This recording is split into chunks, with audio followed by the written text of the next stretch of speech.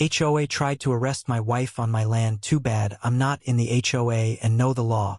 The sun hung high over our 5-acre slice of freedom, a patch of earth my wife, Clara, and I had carved out after years of saving. It wasn't mucha weathered farmhouse, a vegetable garden, and a dirt driveway, but it was ours, free from the claws of any homeowners association. We'd chosen this life to escape the petty rules of suburbia, but suburbia, it seemed, had found us. It started with Karen.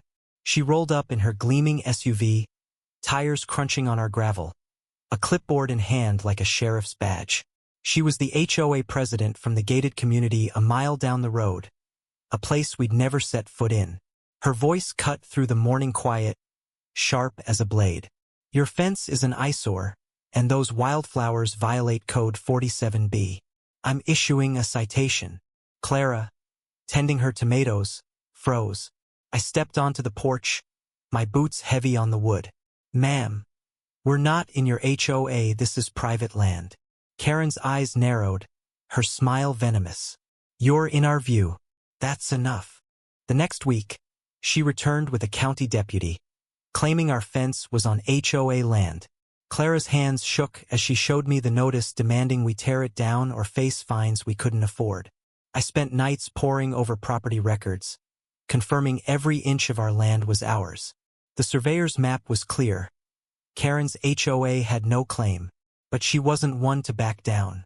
She escalated, spreading rumors at the community center that Clara was running an illegal farm stand, threatening our livelihood. Neighbors we'd never met started giving us cold stares in town. Then came the day that broke us.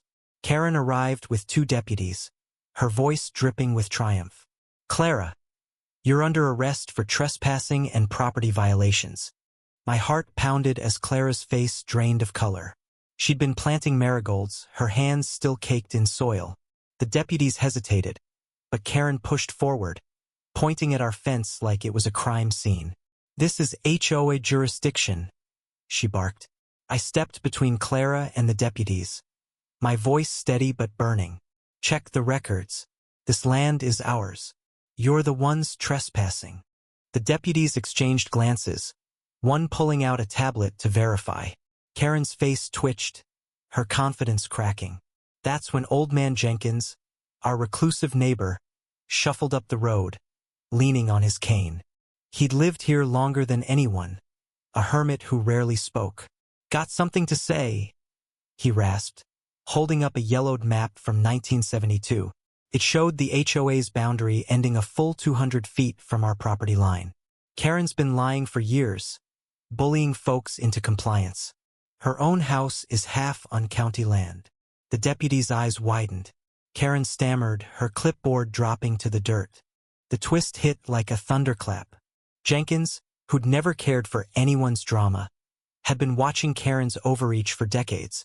His map was undeniable, and the deputies turned on her, asking for her own property records. She had none. The confrontation dissolved into chaos, Karen shouting, the deputies radioing for backup, and Clara clinging to my arm, tears in her eyes. I felt a surge of vindication, but it was hollow. Our quiet life was shattered, our names dragged through the mud.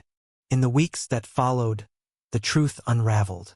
Karen's HOA had been strong-arming neighbors for years, extorting fines for made-up violations.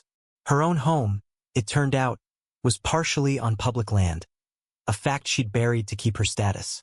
The county launched an investigation, and Karen faced lawsuits from half the community.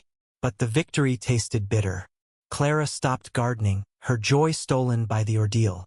Our home, once a sanctuary, felt like a battleground. We'd won, but at what cost? The community was fractured. Neighbors pitted against each other, and trust was gone.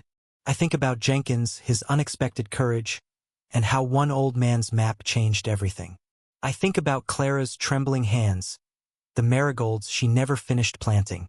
Most of all, I think about Karen, whose obsession with control destroyed her own world. We're still here, on our land, but the scars remain. Freedom comes at a price, and sometimes, it's paid in pieces of your heart. What do you think? Where does justice lie when a community's rules tear it apart?